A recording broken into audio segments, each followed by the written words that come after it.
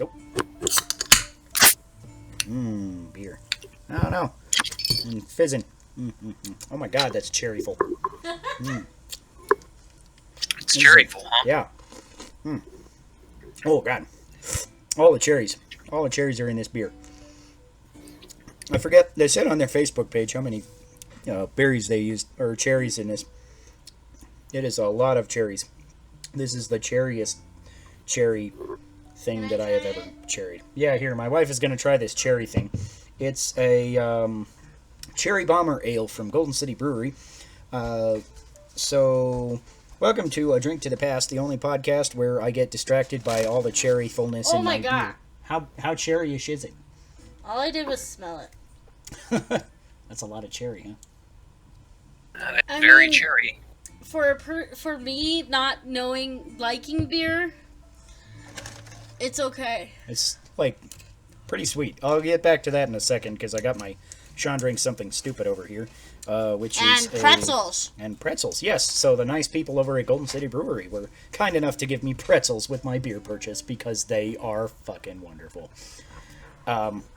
So, cheers off to them. Now, you drank the beer on the podcast, so you have to rate it on a scale of 3 to 17. That's the rules. I don't make them up. I'm kidding. I run this show. I totally make up the rules. Usually, like, in the middle of doing something. I'm just like, here's a rule about that. Anyways. 3 to 17. What do you rate that I beer? don't like beer, so it's a 3. It doesn't taste like beer. It's, like, super sweet. It's still got beer sour. taste. I did not get, like, any beer. Although, I'll get back to it eventually. I don't like beer. Okay. Well, that's pretty lame. But, I thought it was okay. It's very cherryful. All I got was, like, a sip ahead because it started foaming out when I opened it. But anyways, my cocktail for this week is, something. Sydney Sunrise. That's what it's called. I have no idea what that is. It's another one of those little bottles. It's like, put a shot of vodka in me, and I will become something delicious. Tastes like grenadine. Like raw grenadine. Not awful. You get a little bit of that burn from the vodka, but I put a pretty decent shot of vodka in this, and I'm now like a little bit like, can I have a refund of my vodka? I think it's not bad. It's just not my thing. But like, if you like drinking grenadine straight, then yeah, have a Sydney Sunrise. Apparently, that, as far as I can tell, is what this is. Not bad. Not my thing. Really, it's just uninteresting because it just tastes like grenadine, though. So I'm gonna go low on this one. 5. 5. Yeah. Ooh. That's a pretty low rating for a cherryful beer. Yeah. My beer is the same thing I've been drinking these previous weeks, which is still the Milk Stout Nitro. All right. I think I'm long overdue to go beer hunting. Yeah, probably. I got another 4-pack of Golden City Brewery as well when I was out, so I'll drop off a barley wine for you sometime in the next, eventually, because Golden City has one of the best barley wines ever. Like, probably Golden my City favorite. has a lot of the best everything. Yeah, they're just my favorite brewery. So, yeah, if you're in Colorado, go drink their stuff. It's not like he's connected to them at all and isn't sponsored by them at all yet. But, well, kind of. Yeah, you should really see. I mean, they pay me to play bagpipes there sometimes. It's just a pre-existing connection, is all. Right, yeah. Oh, and in the interest of ethical podcasting, you're disclosing that on this podcast. Yeah. Totally on purpose, too. My wife didn't Totally force on me to disclose this information or nothing. What? Did you play bagpipes? I, on the other hand, have no personal connections to Golden City Brewery, other than You still knowing fucking you, love them. and yeah, and I still love their beers. Because you're a beer guy, and you know good beer when you drink it. Yeah. All right, so now we're going to do a new-ish segment of the podcast, which is called What You Playin', which is basically just Chris and I talking about briefly what games we've been playing over the last week, which I was going to do this last week, and then we had like 5 people on, and I was like, that's going to be a long-ass segment. I'm gonna skip it for last week. So depending on how many people are on, we might not always do this, but I think it'll be kind of interesting to see what we're playing week to week here. So I've been mostly playing Final Fantasy VII Remake, of course. Got back to some Breath of the Wild this week. It was kind of fun, just kind of dicking around through the world. Ran around doing stuff in weird, different ways. It's funny, I got through the part where Prince Sidon meets you and he tells you, like, oh yeah, you have to go up this dangerous trail full of thousands of fucking Lizalfos and get to the Zora's domain, and I'm just gonna go up the river. Too bad you can't swim up a waterfall. And I was like, oh yeah, I'm gonna make stairs with Cryonis. So there. So I just climbed up the waterfall with my Cryonis stairs. And then on the last stair, I fell down into the lake and had to restart. But I got there, so it was like, okay, fine. I got there. It's good. So I still kind of circumnavigated the entire thing, because that wasn't something that I had thought of the first time. But then when I found out you can make Cryonis go sideways out of waterfalls, I was like, oh, that's pretty cool. And I started using that just in exploring on one of my first or second run. I don't remember. But I was like, oh, that makes for a little bit of an easier time getting up here. Just kind of go right up the river, exactly like Sidon does, because you can do anything because it's Breath of the Wild. So that was pretty fun. And played a little bit of Assassin's Creed 2 because it was free, and that was fine. But I got to a kind of a stuck point. And then earlier this week, I was also playing some Ocarina of Time. So I did the Shadow Temple and beat that again and shot Bongo Bongo with ice arrows. So if you go check that out on the YouTube channel, that's pretty fun.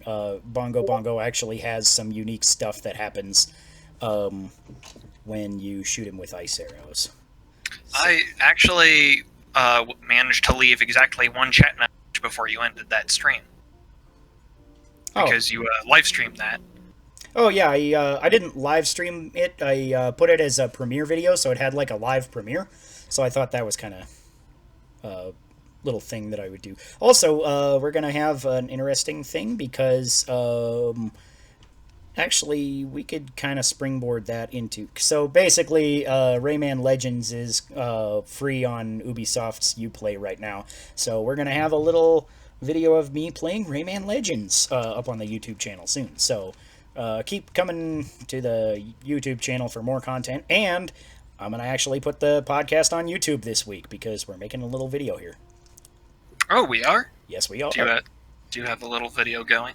I do have a little video going. It's just our logo from the podcast right now. I don't have a really great lighting setup or anything, so I was like, for this week, I'll just make the video with the logo, and we can think about, adding, like, video of actually ourselves later if we decide to do If I know that. you were doing that, I would be recording a video right now for you to loop over.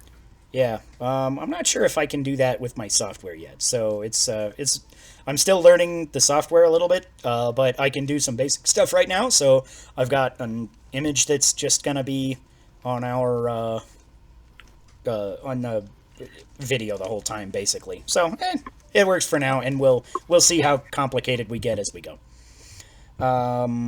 Also, the last thing I was playing was Mario Maker 2, because I beat the Shadow Temple, and I got Mario Maker 2 like a few weeks ago for my kid's birthday, and haven't really had much chance to do anything with it, and I was like kind of clicking through the level selector to see what I could make, and I actually made a Super Mario Maker 2 level based off the Shadow Temple. And I've got some pretty fun feedback from people that played it that are like, oh yeah, that was actually kind of fun. So I'm proud of myself. Go me, pat on the back. Okay. So Chris, what you playing? Well, while you were talking about the games you'd been playing, I was actively in the background playing Armello with a mutual friend of ours. Cool. Who kicked my ass, by the way. Nice. That's a little kind of simulated board game where you draw cards and you try to either kill the king or be the most respected person in the land so that you win. Nice. So I had that for a while, but I've been having fun playing that with friends. I've also been playing Dead by Daylight, which it has some notable, I'd call them technical issues. But aside from the technical issues, I've been having a lot of fun with that. It's a game where you're either one of 4 survivors, or you're a killer that chases them around the map. So it's got that asymmetric multiplayer thing going on. Huh. Neat. Like Left 4 Dead or something? Kind of like Left 4 Dead, except for there's only the one killer, and the survivors cannot fight back. Huh. They just have to fix engines and get doors open before the killer puts them all on hooks. Huh. Neat. It's pretty fun to do jumping jacks when you're stuck on a hook. That also sort of reminds me oddly of Nintendo Land, which had a Luigi's Mansion minigame where one of you controlled ghosts on the gamepad and chased around the people playing Luigi's that would, like, you could, like, if your light was pointing at the ghost, then they couldn't move. But, and then you were safe. But if your light wasn't pointing at them, then they'd get you.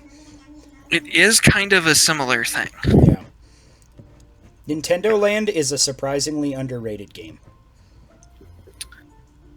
It was, well, probably because it came out on the Wii U and nobody bought the Wii U. Yeah, pretty much. Except for, like, you. Yeah. Only, like, the most diehard Nintendo fans that I know of bought the Wii U, which is still a couple more people I know than I think a lot of people know, but... Probably, yeah. Like, I know a handful of people with Wii U's, but they're all pretty much diehard Nintendo fans or just big gamer people anyway that wanted to do, something on there. But yeah, Nintendo Land is a surprisingly good party game. It's, like, as just a pack-in title, I think it's maybe one of the best pack-in titles there's ever been. Obviously, you could probably make the argument for Tetris, but... it probably doesn't beat Tetris, but it does something totally different than Tetris does, because obviously Tetris is Tetris, and this is like a hilarious party game with a ton of different modes that are different depending on, how many players you've got and stuff. And some cooperative and some competitive. It's really cool. But, anyways, let's go into our news and booze. So, as I was saying, Rayman Legends is available for free via Ubisoft Uplay. Is it Ubisoft Uplay or is it Ubisoft Uplay? Or how do you? I always pronounced it Ubisoft. Yeah. But I call it Uplay because there's the U there. Right. I'm not totally sure. Also, I refuse to download Uplay. Right. And that's fine. But just as an interesting note, Rayman Legends is free, and Child of Light is free, and Assassin's Creed 2 is also free. We covered that last week, though. So Child of Light and Rayman will be available on Uplay for free until the 5th. So I just thought it's kind of a nice thing that they're trying to do for It is. And apparently Rayman Legends, I've heard nothing good things about. So. Yeah, actually, it was funny, because I was, like, sort of on the fence about getting a Wii U at launch, and we went to GameStop at some point to get something, and they had a Wii U demo station, and me and my wife played Rayman Legends on the Wii U, and my wife convinced me to buy a Wii U for that game. So... Wow. I never beat it. And we never beat it. But now we can beat it. I mean, the Wii U is set up, so we could have beat it anyway. But now I've got it, and we can, tag team it on weird different controller setups, like hilarious people. Because that's one of the... we have that much time. Right. But one of the funny things is I've been playing everything on my PC with my Xbox 360 controller, which is like... It actually feels pretty good. Like, this is a really good controller, and I totally forgot how great controller the Xbox 360 had.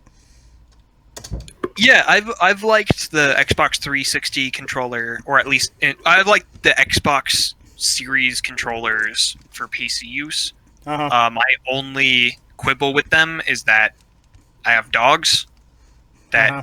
knock them down and tend to bend the ports out of place. Mm. But that's more an issue with overly rambunctious dogs than it is with the hardware. Yeah, tell Max to calm his tits. It's not like he can wag his tail anymore. Right. So, next piece of news and booze. Inky Pen is coming to Switch, which is a manga reading app. So you can now read manga on your Switch, but you still can't watch Netflix. That's kind of odd. Yeah, it's like, I never heard of Inky Pen. I guess it's like Manga Fox or something like that. But, yeah. Mega Fox, man. I don't even know if that website's still up. Yeah, I have no idea either, but it's a relatable thing. There was another manga website that I used to use all the time, and then I found out it was illegal, and then I found out that my website had been taken down for illegal manga posting. And then I was like, oh, I guess I'm not going to read manga illegally anymore.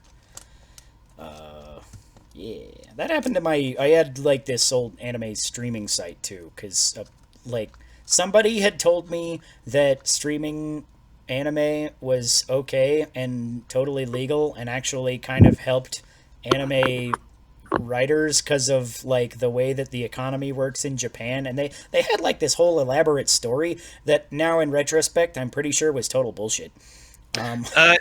So, no, it's...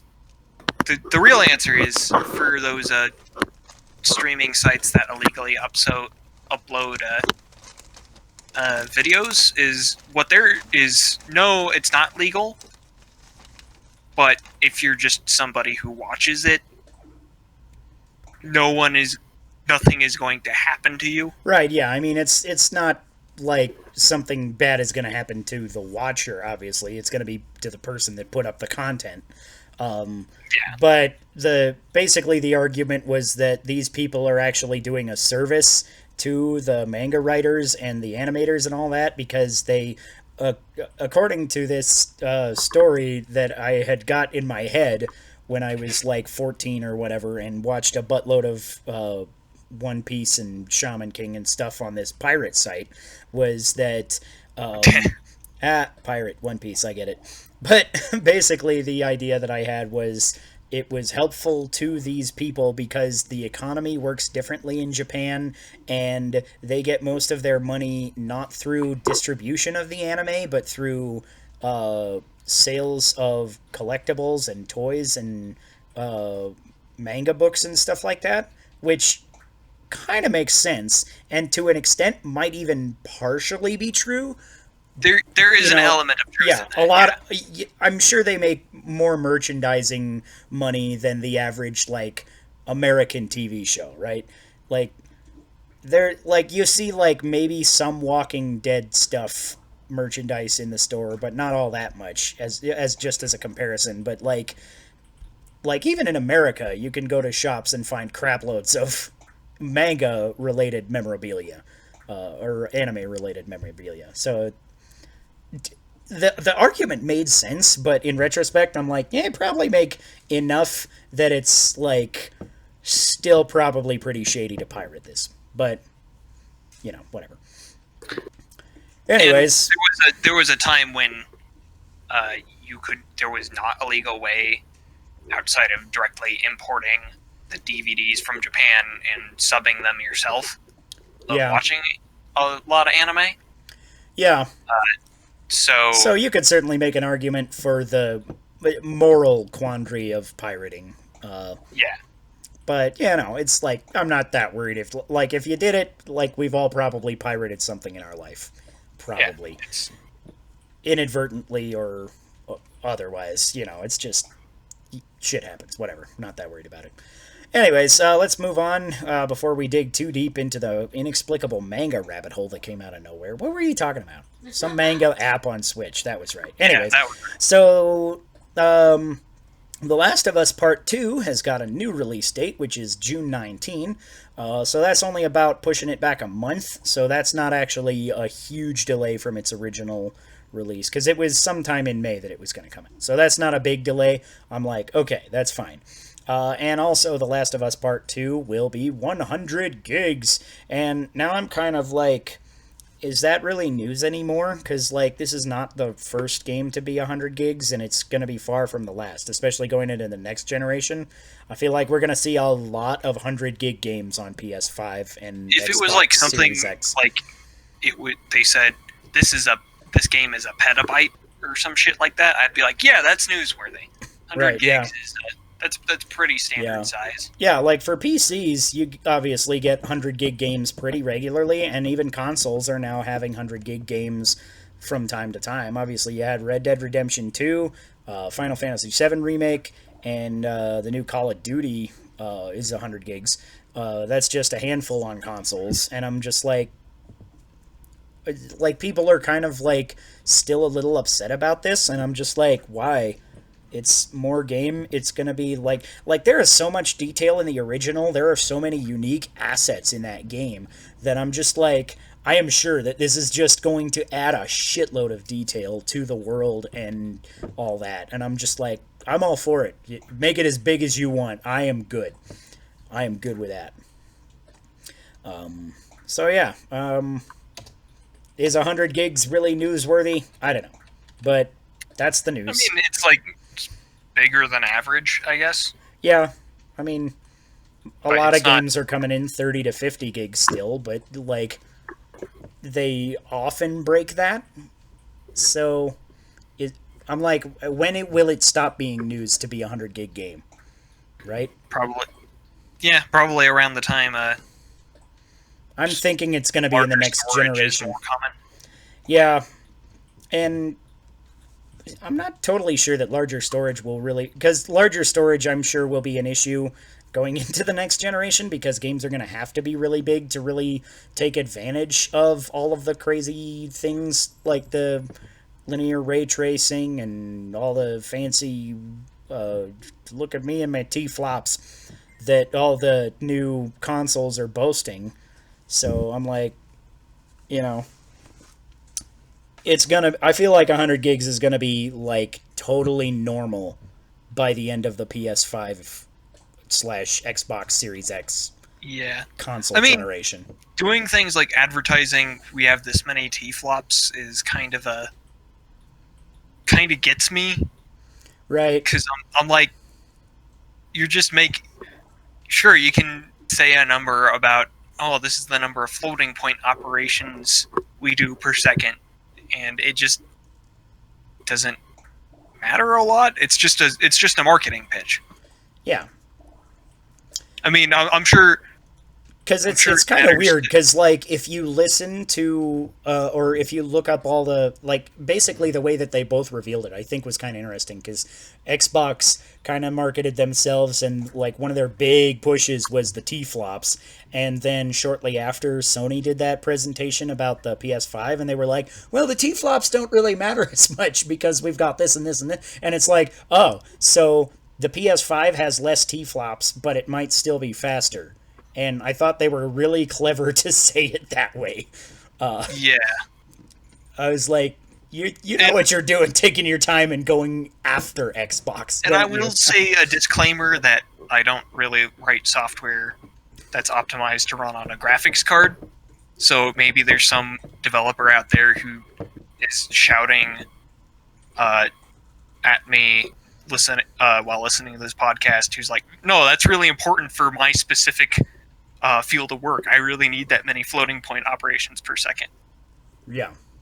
But But then on the consumer end, who even knows what a T-flop is other than like you have a lot of them and it runs fast? yeah, we're not building a PC here. We assume that the company puts the hardware together, and Yeah. whatever games get developed for it will run on it. Yeah, pretty much. Next piece of news and booze, also Assassin's Creed related. Assassin's Creed Valhalla got its first trailer, I think, yesterday. Will launch holiday 2020. Did you see the trailer? I was wondering. I did not. I was thinking about texting you to watch the trailer or something, and then I forgot. But so it looks actually kind of cool. I think this is like the most exciting Assassin's Creed has really been in like forever for me personally, because I fucking love Vikings, and an Assassin's Creed Viking game sounds pretty cool.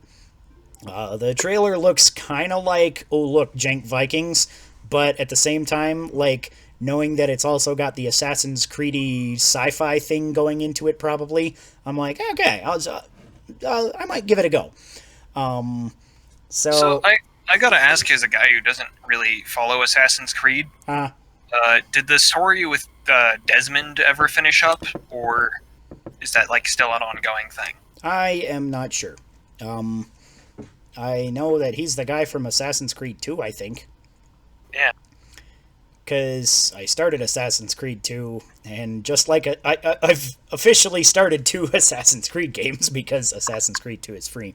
And I had the first one when it first came out, and I played it for a little while, and both of them, for some reason, have a point where you get to pretty early on where it's like, okay, story is pretty cool, some intriguing things going on here. It could lead into a lot of different ways. I'm excited to see where this goes.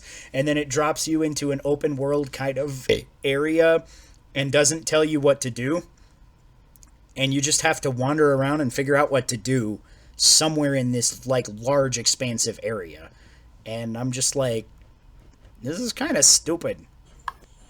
Like, it was fine when it was giving me objective points to follow, and I could just, check out where I was going and stuff. But now it's like, in Assassin's Creed 2, the particular thing is I've got to go find Leonardo da Vinci, and it just tells you he's in town somewhere. And the town is, like, friggin' huge.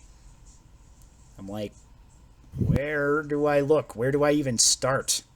I've got no clue, and I feel like I'm like looking through all of my like notes that you get about. I feel like if the game is well designed, you can have fun just kind of getting lost and running into other random bullshit.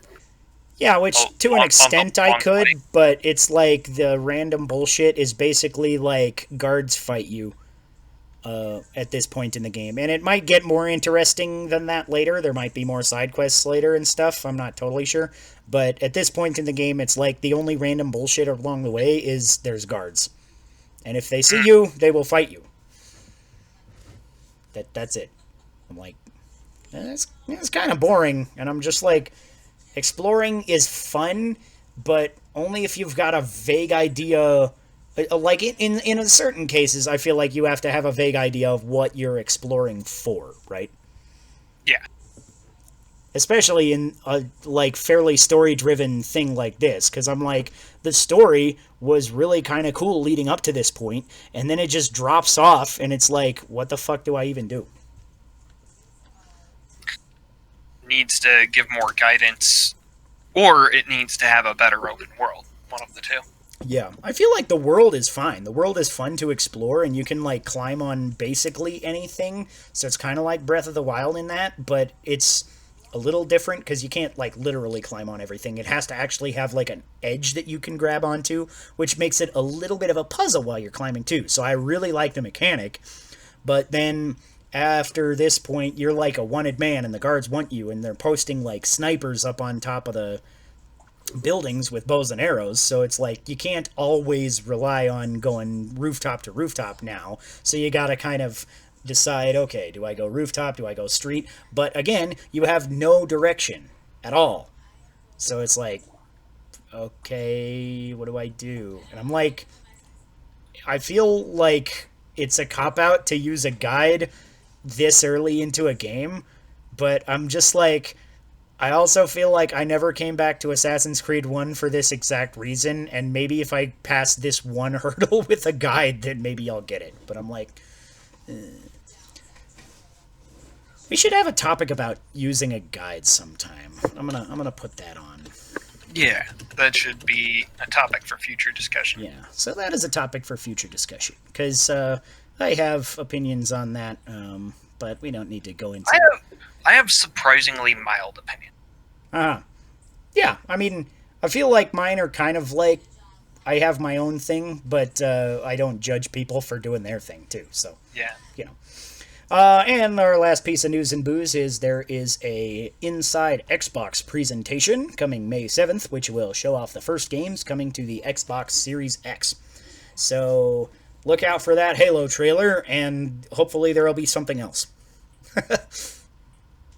But I'm kind of excited about this actually, because obviously the first trailer we saw for Xbox Series X was back at the Game Awards for Hellblade 2, which looks like ridiculously good. And I'm just like, I'm not even sure if it's like, because it says everything was rendered in engine, but I'm like, okay, was it rendered in engine with is are these actually like animated like this, or is this real people? Like it's that close. And like there have been some really close photorealistic games this generation, but nothing even touches that trailer. So I'm like, wow. And usually, the unfortunately pessimistic but usually correct suspicion when things look a lot better than their contemporary games is that it's just a trailer. Yeah, because it was loaded in engine, but that doesn't mean that it didn't utilize live action filming. Yeah. So I'm like, I'm not sure where to lean on that, but I'm excited for it. I'm excited to actually see some games on this thing. If there's some really good games for this thing, I wouldn't mind getting back into an Xbox, because the Halo Infinite trailer that came out at E3 like 2 years ago or whenever that was looked really cool, and I would love to get back into Halo, but I'm still not sure. If I get back into Halo at this point, I'm just like, maybe I'll even just get it on PC. Like at this point, it's like kind of ambiguous. So, do I really need an Xbox for it? I don't know. But other games could sell me, in theory. So, that's that. And getting into our video game topic today, is it okay to make a remake so big it's more than one game? So basically, we're kind of talking this issue that's been going around. A lot of people have been talking about this with Final Fantasy VII, basically since it was announced that it was an episodic remake, which is kind of an unprecedented thing. I can't think of another remake that's ever done this, where it's like, okay, it's split into parts like this. Yeah, it's the same game, but now it's split up, and you'll have to buy 2 or 3 different games to actually get the whole experience. And obviously, games have done that before. Obviously, Golden Sun is a good example. It's 2 games on Game Boy Advance that tell one total story, but that's not a remake. So the argument comes in basically, is it okay to piecemeal out a remake of something? Because a lot of what people are saying to me is like, I don't want to pay full price for a 5-hour intro with a bunch of added fluff. Yeah, that it depends on what the remake is doing exactly, is what I would say. And yeah, and I still haven't played the Final Fantasy VII Remake. I know you've been positive on it in past weeks. Yeah. I'm still really digging it, so I'm not trying to decry it or anything, and I will defend it at points too. But this is kind of the argument that people are giving, is like, the opening section of Midgar is roughly 5-7 hours in the original game, and now it's like 40 hours, but is that all fluff, or is that all... And personally, I don't think it's fluff, but some people think it's more fluffy than others. Obviously, every opinion is a little bit different. But the point is, like, is it okay to fluff out a 5-hour intro into a full game? To fluff it out? You mean to just introduce filler for the sake of filler, for the sake of you making you feel like you got your money's worth? Fucking no. That's a bad thing. Yeah, I guess that's kind of where the argument comes in, though, is because, like, some people are arguing, oh, yeah, it's just the 5-hour intro with a bunch of fluff, And I'm like, I think it's the 5 hour intro with a bunch of extra deep diving into character backstories, world building, and the like that actually is significantly game enhancing over the original. And that's what it comes down to, is when you're remaking something and you're expanding it out like this. And there's not really a lot of examples to compare to in terms of expanded remakes. We do have a history of episodic games, Right. which is probably the closest thing we could compare it to. Uh-huh. But my understanding of it is that some of the stuff that's been added in is plain filler. But a lot of what's been added in has just been incredibly deep dives on little characters, Right. on otherwise incidental characters, Uh-huh. or like expansions to the story. And there's an argument to be had about whether or not that stuff is good, but at least it's additional in a way that doesn't imply that it was low effort. Right. That doesn't imply that you're doing basically the same thing for 10, 20, 30 hours. Yeah, because the additional content is somewhat variable, because not every single new thing is like, oh my god, this had to be in the game. So some of it I might describe as fluff, some of the side quests and stuff where you're like, oh, a little girl lost her cats, go find them. Okay, that's, sure, you can call that fluff, that's fine, it's a side quest. But to me, most side quests in almost every RPG ever made are fluff. So is that really a knock against Final Fantasy VII Remake, or a remake of this kind, that it has some fluff, whereas every other game in the genre also has the same fluff? I think there's a different argument being made here it's subtly different, and it's that when people are talking about fluff or filler, they're talking about primarily, let's just drop you in what's a mostly copy-pasted dungeon with mostly copy-pasted enemies that'll take you about an hour to get through, and then let's do that like 4 more times, and hey, that's 5 hours of content right there for not that much development effort or money. Right. And while I kind of sympathize with the pressures that would make a studio do that, financial pressures or time pressures, it's still not good game design. But in other games, and what I said applies not just to Final Fantasy VII Remake, but to pretty much any game that has filler. But in most Final Fantasy games, a lot of the side quests are you're doing something fairly unique to them. Right.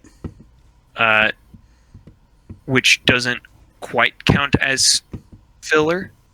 Mm-hmm. Although it really does depend on the side quest. It's like, oh, you got to play the slot machines for an hour to win the gambling badge or whatever in some game. I'm like, that's fucking filler. it doesn't matter that you designed a slot machine mini game just for the side quest. It's still filler because it's low effort content to pad out the time. The player's not doing anything that's engaging them. Right. That's a kind of a funny thing that I think is cool that they kept from the original in Final Fantasy VII, is a lot of these kind of weird mini games. Cause like there's the mini game where you're like doing squats with all the guys at the gym in, yeah, and I'm like, okay, I'm so glad that this stupid mini game is still in. And it's like, yeah, you can call this filler, but it was totally filler in the original. So, how does that count? And I'm like, and if it's like a thing where they introduce it and you do it for 10 minutes and they're like, and then you move on, right? And it's totally optional, I think that can end up being kind of a interesting way of breaking up pacing. Uh-huh. And letting I liked the golden saucer in the original Final Fantasy VII because that had a lot of very optional stuff you could do. Yeah, but then you also got pretty cool rewards out of that. So, is it fluff if it gives you a cool reward? You get it's like, oh, one of the games you can play is just shooting a basketball, but a different game is just playing more of the motorbike mini game. So yeah,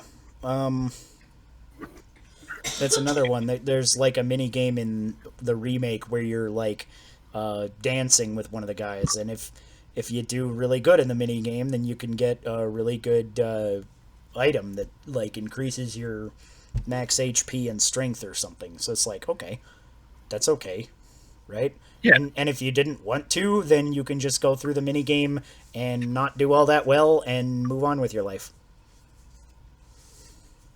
I feel like when people complain about filler, they usually complain about samey shit where you can just turn your brain off and do the same thing for an hour or a couple hours or several hours.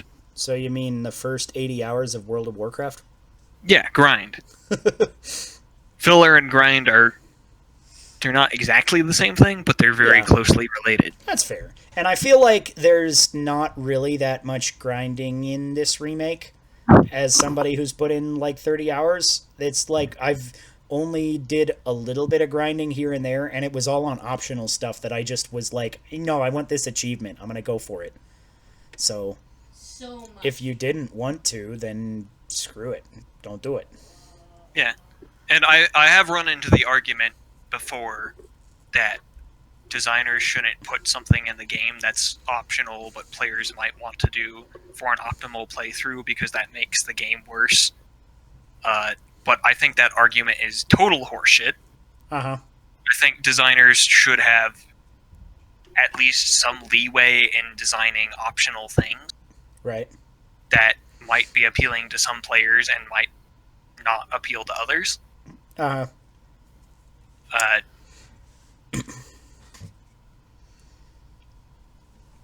It's kind of a sore spot argument for me, actually.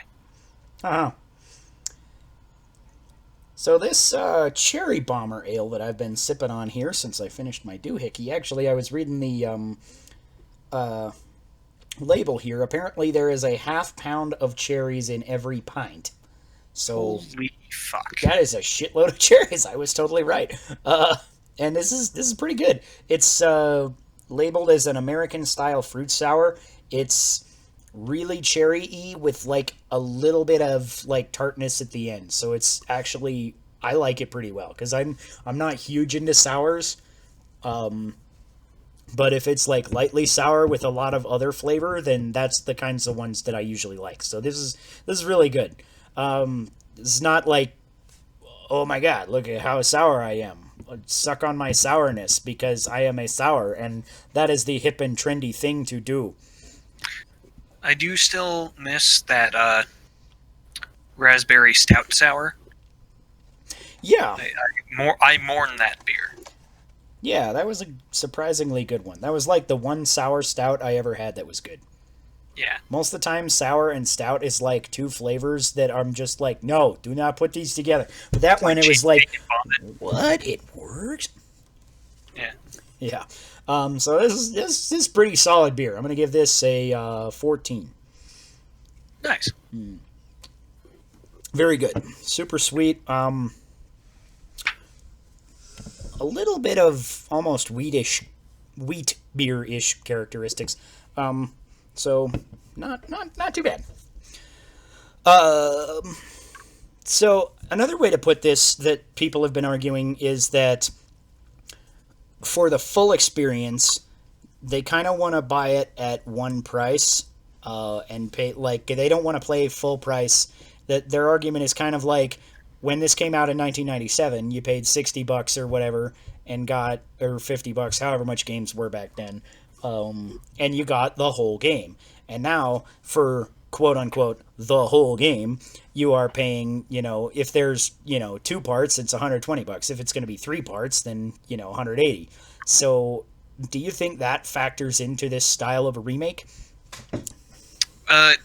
I think games cost an awful lot more to make today, and they don't cost a lot more to buy. Uh-huh. And I know we've had a conversation similar to this beforehand, but Right, yeah.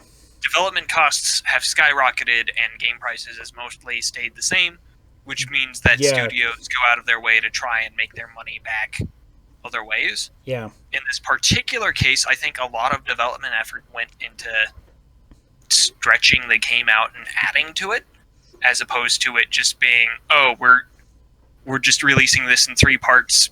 Fuck you, pay $180 for the full thing. Yeah, because that's, I feel like, what the mentality is between people who decry this chapter-ish, this segmentation of the game. Because they're just like, oh yeah, it's just a money grab. And I'm like, is it? Like, you could make that argument if the game wasn't good.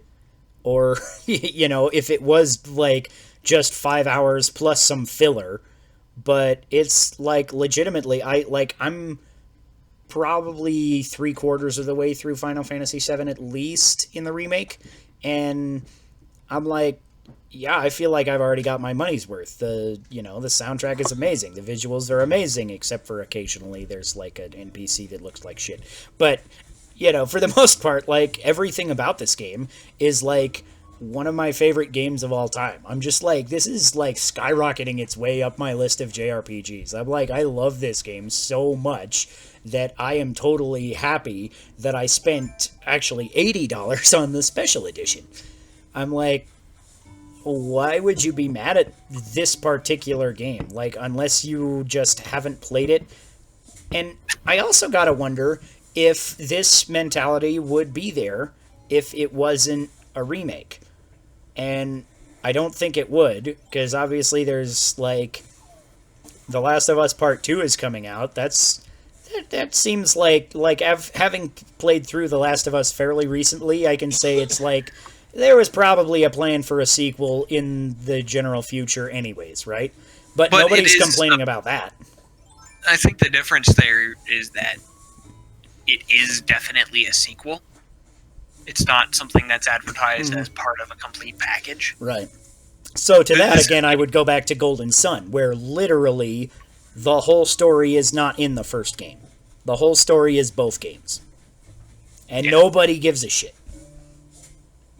Right? That's one of the most praised Game Boy Advance games of all time, I feel like. Well, maybe it's... Okay. And you're going to have to bear with me on this. They're complaining about the game being split into pieces and saying that it's a cash grab, right? Right. But maybe their complaint really is that they didn't enjoy the first part of that game. And that's why they're complaining about it being split into pieces, as opposed to complaining about them not enjoying part 1 of this. My response to that is that people have been complaining about this since they announced that it was episodic and not since it released. Yeah. So I feel like this bias was there before they played the game. And I also want to say, again, in the middle of this, is that I have not played this. I'm making these arguments based on what I can observe from people who have played it and who have reviewed it, and not based on my own experiences with it. For me, it's scub. I know nothing about it. I'm just watching shadows on the cave wall. Right. You gonna get into this when it comes to PC or something? Oh yeah, probably. Yeah. I feel like I would make an exception, just so long as they don't load it down with some form of DRM. I mean, I guess it's probably at least cheaper than buying a new PS4. Oh yeah. What's wrong with his PS4? He doesn't have a PS4. Yeah, so if you don't have a PS4 at home, you have to drink. That means you have to drink, Chris. I took a celebratory drink because I do own a PS4. I did drink. Good. So, we've kind of got a lot of different points on this, but do we have a final kind of consensus? Yeah, is it okay to make this style? Is it different than a non-remake to split it into parts? And, yeah. Is it okay? What I understand about the Final Fantasy VII Remake is that it's it's not just a remake; it's closer to almost a reimagining. In terms of how much it adds. Definitely. It adds so much that was not there in the original game. Yeah. That you could almost call it its own thing. Uh-huh. So I think in this case, it's okay. I think generally, if you were to say, I'm going to remake a game, and you took, say, let's say the 3DS remake of Ocarina of Time was split into 3 parts or something like that. Right. I would say that was bullshit. Yeah, that would have been a cash grab, obviously. Yeah, but to lay a blanket thing, a blanket ban or a blanket statement down and say you must always do this or you can't ever do this, in regards to something as vague as a remake, I'm not gonna go quite that far. Uh-huh.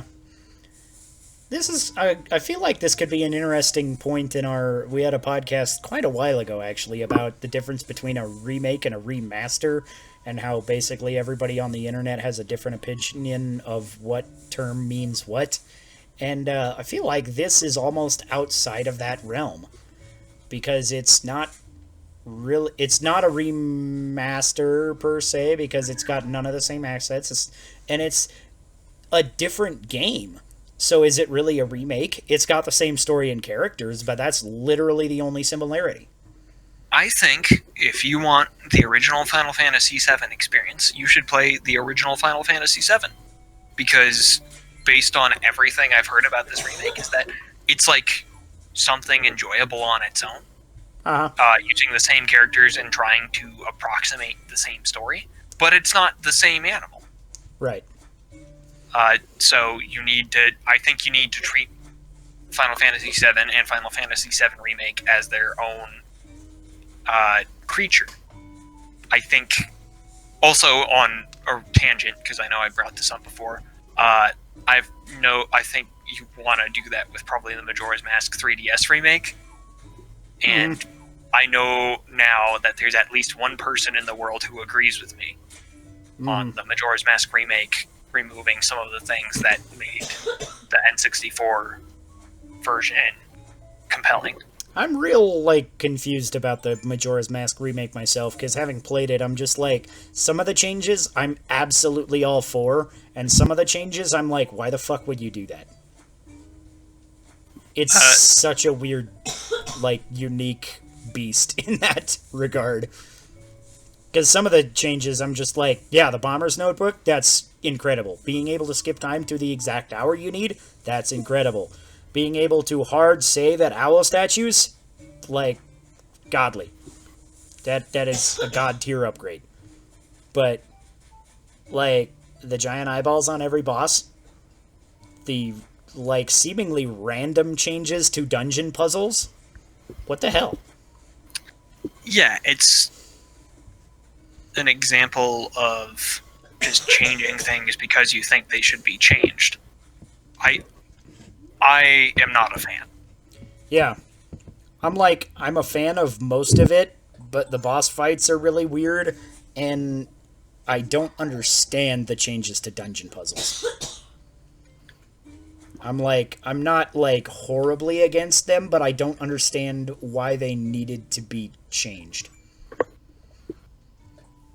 Because most of the times they don't, even make it easier. It's just a different puzzle instead of a more streamlined thing, is what you got with the Ocarina of Time remake. Because the Ocarina of Time remake was basically just Ocarina of Time, but everything is streamlined with a fresh coat of paint and a little easier to navigate with a better interface. And then Majora's Mask was okay, we'll copy and paste that method, and then change all the boss fights and some random puzzles here and there. And then add some other quality of life things that only applied, like the Bomber's Notebook on it. But yeah. I think I would have preferred the Majora's Mask 3DS remake to have been as close to the original in design as possible. Which it wasn't. Right. A lot of things were changed unnecessarily. Right. And I feel like that's the funny thing between these two particular remakes is like nothing was changed unnecessarily in the Ocarina of Time one. It's like the only Yeah. things that were changed were interface things. And I feel like they all streamlined the interface and just made it a little more friendly to modern gamers. I kind of feel like Lyle would have some stuff to say about the Ocarina of Time remake, but I'm with you on the Ocarina of Time remake. It feels like the original to me with some mild streamlining. Yeah, that's kind of how I am. I've talked with Lyle a bit about this. He's one of the kind of people who's like a diehard, no, only the N64 version is the best version. Yeah, one of these days we'll get him back on and we'll talk Ocarina of Time. I think that'd be fun. But yeah, it's just one of those weird things. Anywho, is that all we have for our video game topic? That's all I can think to say on the topic. All right. Then we're going to move on to our table topic. New rule. Whenever we switch topics, we have to drink. Cherries. So, table topic this week. Running multiple campaigns in the same worlds. The do's and don'ts. Also, how do you spell do's and don'ts? Where is there an apostrophe? And is there an apostrophe? Well... How have we got into two typography debates today? Well, technically, this isn't a typography debate. This is a grammar debate. Typography would have to do with things like, font size, font choice, kerning. Right. Well, it's not grammar, it's punctuation. Because grammar is word choice and word placement. Is that what... I thought grammar also referred to things like commas and apostrophe placement. I guess It's been a while since... I mean, it's like a remaster and a remake. Everybody has their own opinion, and they all are an asshole. Or wait, how's that adage go? Anyway. I don't know. I think point is we're right. Right, yeah. So, running multiple campaigns in the same world. Have you ever done this, Chris? As a DM? The only time I've approached doing this was with trying to run a campaign set 100 years in the future from another campaign I had run. Okay. Which was the one where you got knocked unconscious by a lightning bolt and someone put a vest of armlessness on you. Yeah, damn it, Peyton. I'm not sure if it was Peyton, but I'm blaming Peyton in this moment. But you were adventuring in the same city that the players of my previous campaign had adventured in 100 years prior. Okay. But you didn't... While a lot of the history of that world would have, if you had played more of that game, would have meaningfully impacted you guys, it would have been stuff that had happened previously, and not stuff that you could have changed. Right. In the past. It would have just been stuff that, this happened, and that's the reason the world is the way it is right now. Right. That's kind of the only thing I've done is kind of similar, because I've actually rebooted one of my campaigns a lot of times that we actually just recently rebooted is my Pirates campaign. Which, actually, now that I think about it, we were going to talk about what you're playing about D&D too, but then we totally skipped over that part. But anyways. You want to import that segment to here? Sure. Real briefly. So what did the Pirates do last week, Chris? Oh, let's see. Earl, we checked into a new city. We followed a map to a mansion of some rich dwarves. At least that's what we could tell. We broke in after angering a treant that was protecting something on the outside. We split up gang, and lots of us are in terrible positions now. Like Earl laying on a couch with about 3 hit points left. Someone else fighting a doll that with most of his hit points gone and no allies around. Somebody else standing on the outside of the building. It's just a clusterfuck. Yeah, it's I expected you guys to stay together more and like kind of run over all these challenges, and now that you're like taking on several of them at a time in different rooms, it's a little bit brutal to you guys. I'm kind of enjoying the brutality, honestly. Yeah. So, is a what's that old adage? Don't split the party. But then every now and then it happens anyways, because you're like, oh, it won't be too bad to explore this thing that was designed for a party to beat. And oh wait, oh shit, I'm alone, and the other guy is getting treasure in the other room. I want to say, optimal play strategy is not to split the party, but the fun play strategy, where you get like memories out of it and story and D&D stories, split the party. That's kind of true, yeah. When you're in a situation where your resources are limited and you're like, oh man, I was on one hit point and I killed that last guy, and then I was like, oh shit, and I crawled my way to the exit. That's way more memorable and exciting. Yeah, instead of like, we went into the room and all 12 of us beat up that one monster. Yeah. It was dead in one round. That was the end. In addition to that, I also played Everyone is John last Sunday, which is a game.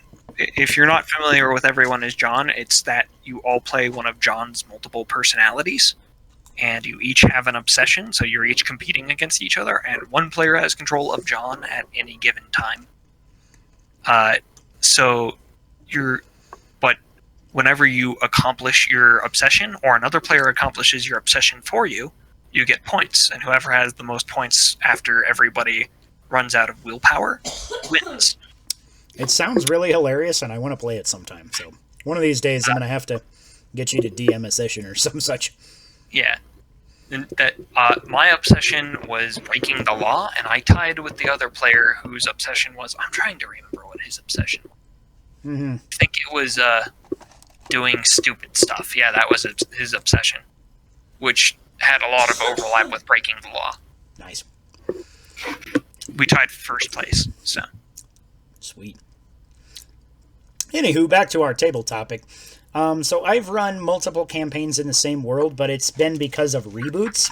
So it's like I don't directly have the same characters, but I always kind of take the same, what the old characters did, and I'm just like, okay, I'll leave a trail of breadcrumbs, and, you know, if you played in one of the last parties that played this campaign, then you might pick up on, oh, hey, that was my character, or the other guy's character, you know, stuff like that, and sometimes I'd even throw in their old player characters just as a random NPC or something, so, stuff like that.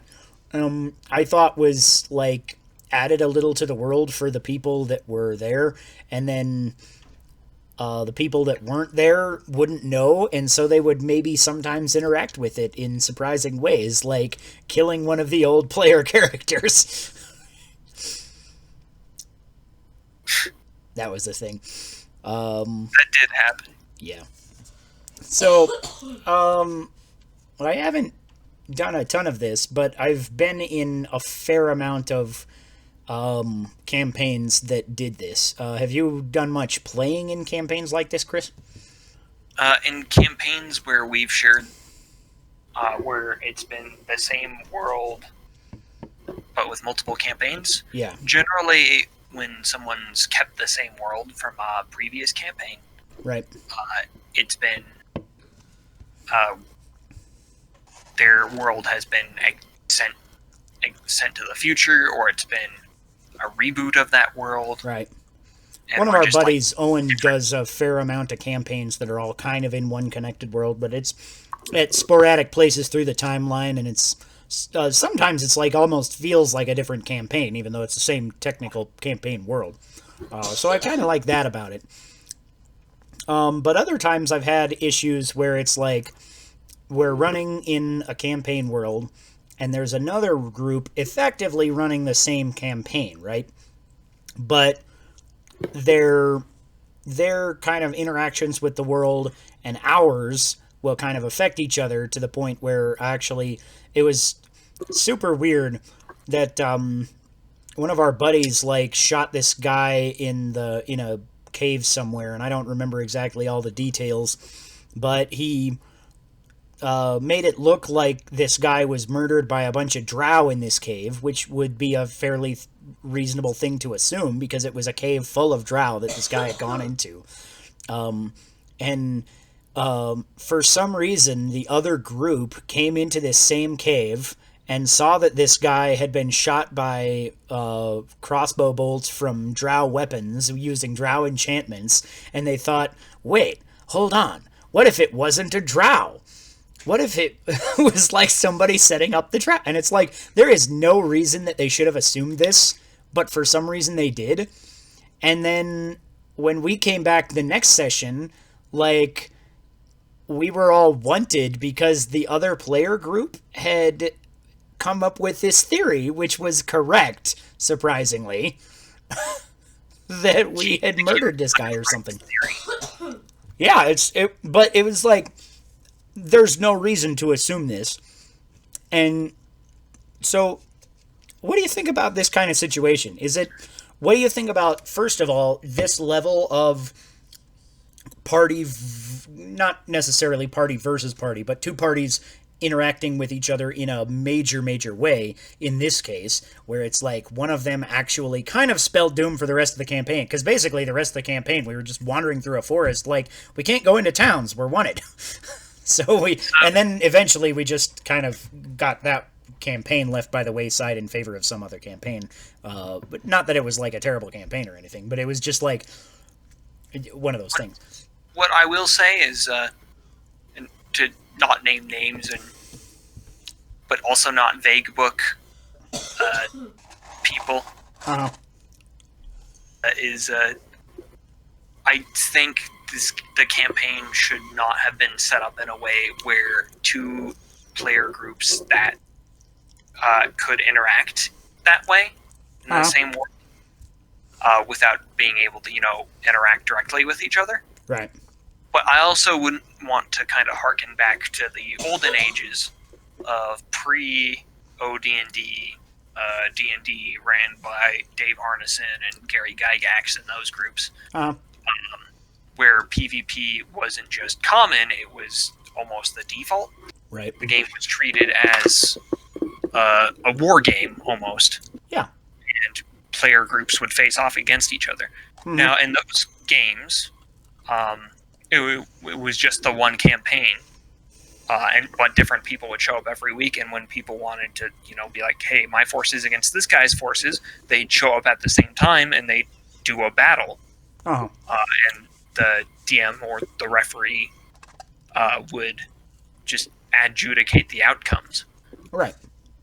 So I think if you want that kind of direct interaction in a campaign world, but you're running a campaign for different groups, you need to, if you want to have that kind of direct interaction, you need to make that a thing that can happen beforehand. Right. Yeah, that's kind of the consensus I got basically from this whole adventure and from several of the other adventures that I was talking about with another of our buddies, that he kind of does it where it's like, it's kind of like how I do it with my reboot, where it's like there's breadcrumbs left by the other parties. We've played in some like campaigns that are like actually at the same time, but we're in another place in the world, as maybe even our play group.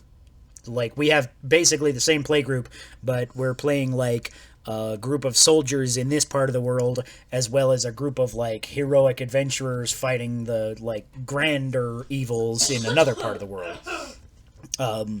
So I feel like that's maybe a better way to kind of go about it, is that, like, yeah, okay, you affect the game world, certainly, and that's visible in the other campaign settings.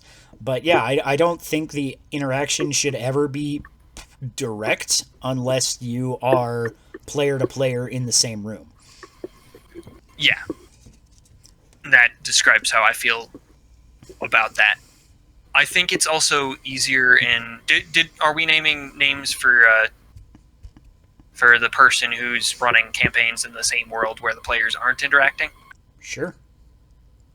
in Owen's world. Okay, yeah, I think I said Owens already anyway. The other Because one it was my kinda brother has Dan, which, not to, like, decry him as a DM, but just, like, Yeah. that ended up being kind of weird, and I think he kind of agrees with us, and he kind of learned a lesson from that and was like, okay, yeah, sorry, guys.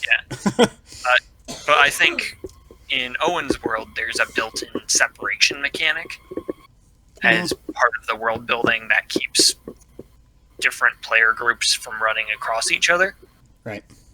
I think if you were to run a game where player groups could interact and be conflicted with each other, you'd need to set that up in the first place and make that like an expectation of the game is, hey, when you play in this game, a lot of the fun you'll have with this game is that you can do things that directly affect different players, and you That can show might- up.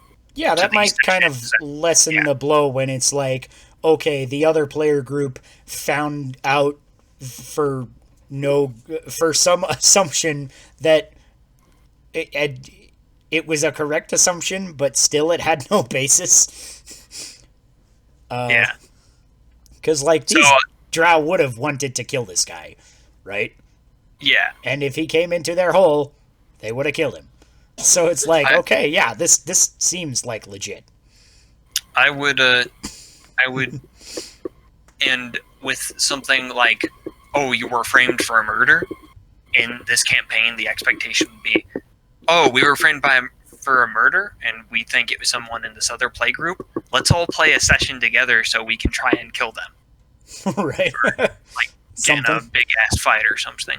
Right, yeah. Something like that actually might be kind of interesting, where it's like, not necessarily PvP, but it could lead to PvP if you're a rival group or something like that.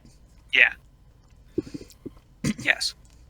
I would, for the way I would run games personally, is if I'm running them in the same world, I would either set them in different time periods, or I would run the groups so far apart that they probably would never meaningfully cross roads. If the player group gets it in their heads and be like, oh, that place you just described, that sounds like an interesting place, let's travel out of our way there, then I'd figure something out. But I would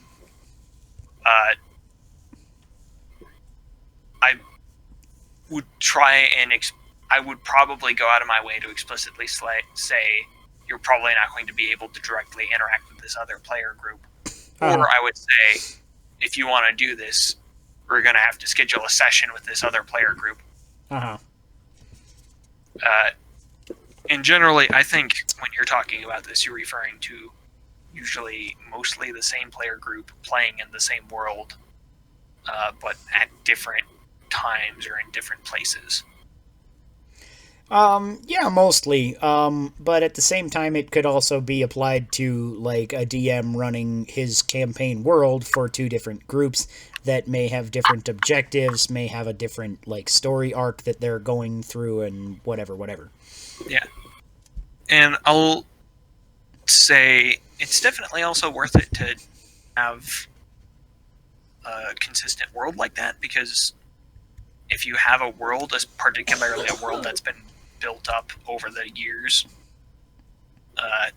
where you ran a game, let's say, and then the campaign either finished or petered out, and then you set the next game like sometime later, you have just that much more world building that's kind of happened for you. Yeah. Little historical event that's occurred, and you can just kind of lean back on that. Yeah. And let the world kind of organically grow, particularly if you're not into top-down world building. You can do kind of bottom-up, where you're like, oh, this is the land these people came from, but in this next campaign, set in the same world, this is the land these people came from, set in this other place. Right, yeah. And a lot of legacy games run like 20-plus years have been run like that, where players have rotated in and out of the game. but the world has it's been the same world. It's just been changing with player events and advancing in years. Cool. So, is there anything else you want to say on this topic here? No. I have anything. Yeah, I think we covered kind of basically all of our kind of like, okay, this is good and this is not as good, and can lead to really, awkward stuff or players getting butt hurt that, oh man, my guy got screwed by something that I couldn't control. So, yeah, that's kind of how it is. So now we are going to go to the final section of the podcast where we talk about random shit until we end up saying something really awkward, at which point I will cut off the recording, and it will be hilarious. To me. It might be hilarious to you, too. I don't know. I'm not you. Yeah. Yeah. Yeah. Who knows, man? Who knows? Put the butt behind box. Are you sure? No. Okay. This beer is, like, still good. Cherries. I mean, were you expecting it to get worse? No. It's just so cherry. Also been playing Cookie Clicker again. Oh, yeah? It's one of those idle games, but, you ever play one of those idle games where you just wait and accumulate things? I don't think so.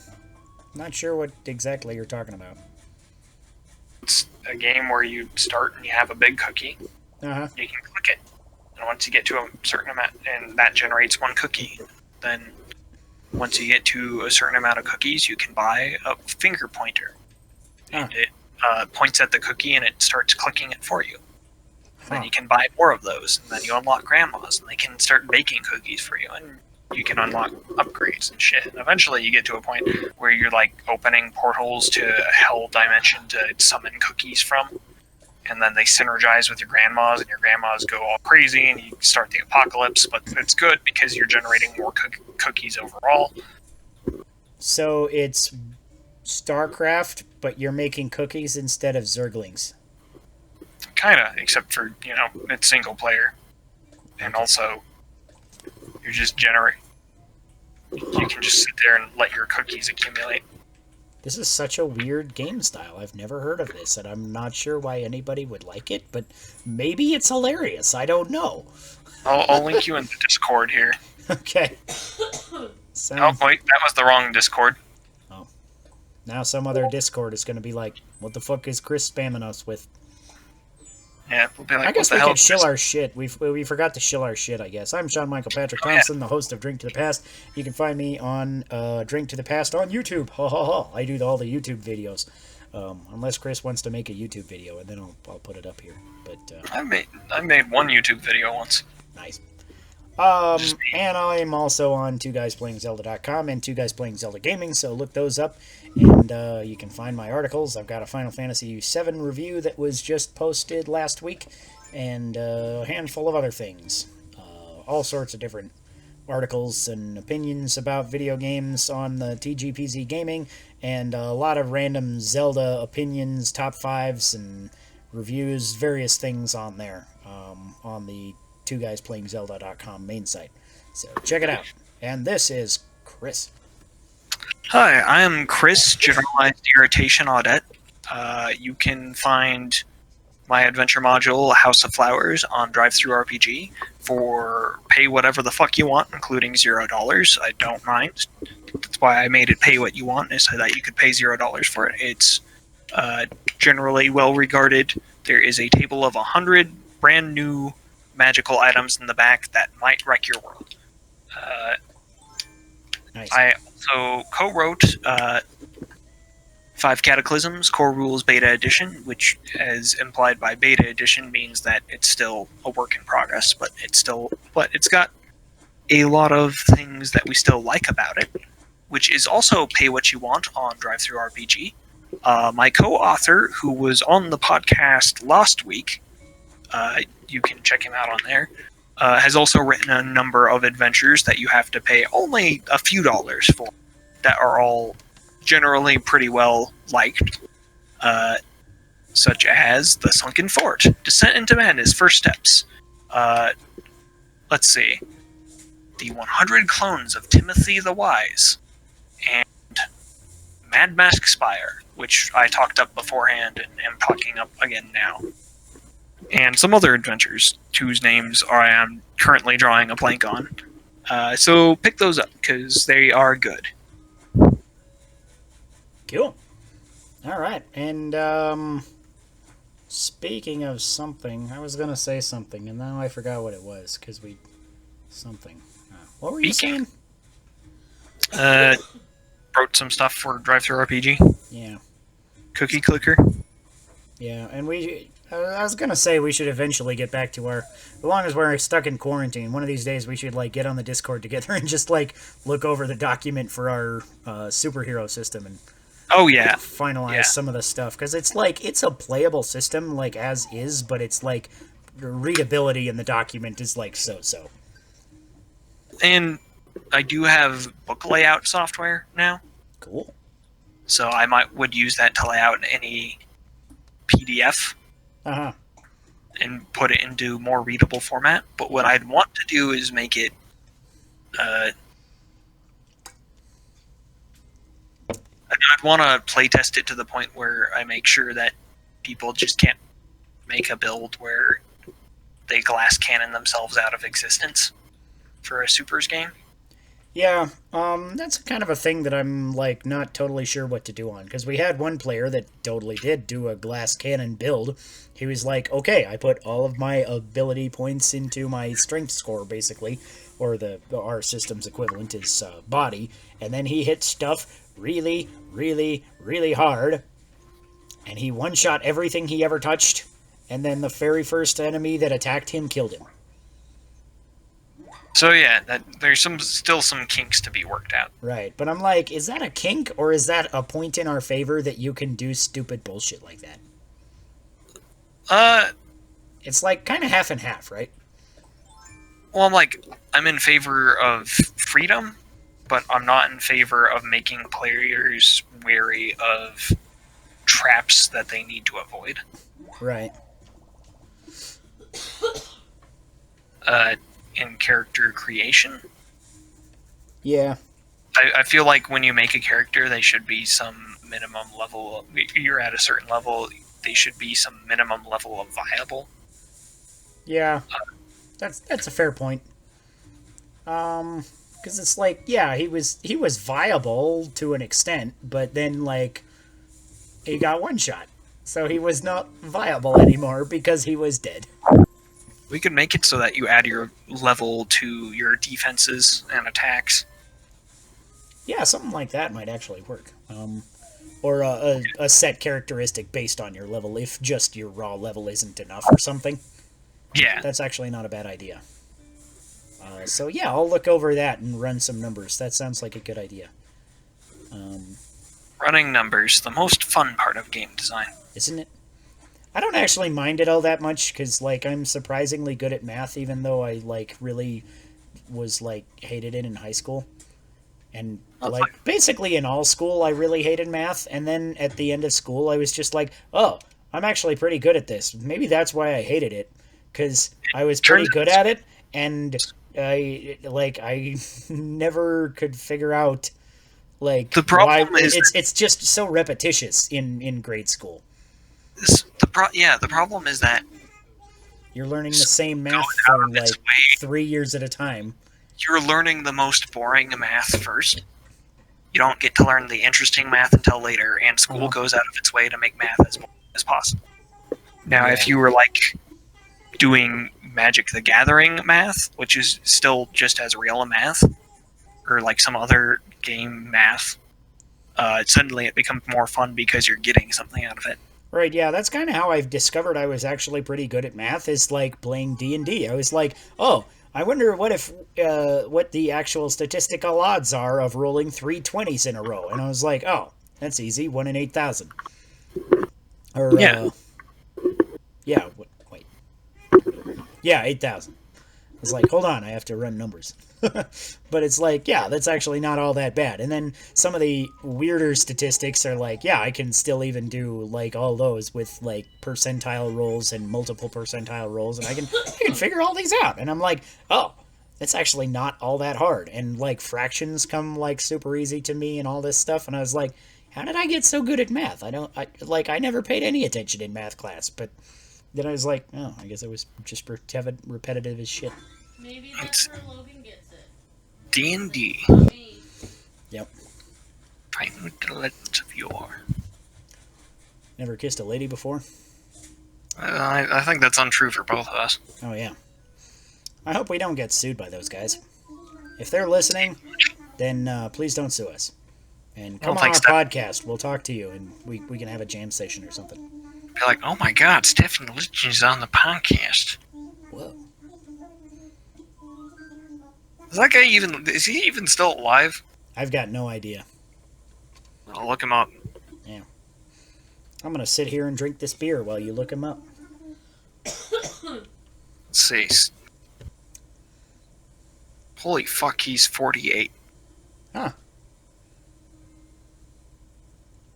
I will be 48 one day. I mean, yeah, unless you die. Yeah. But then I'll just be 48 and dead. I mean, how old does that make Abraham Lincoln? A lot. More than 2. Okay. I mean, you're not wrong, but I feel like you're missing some amount of precision. More than 3? Abraham Lincoln is more than 3. That's our podcast name episode. Okay.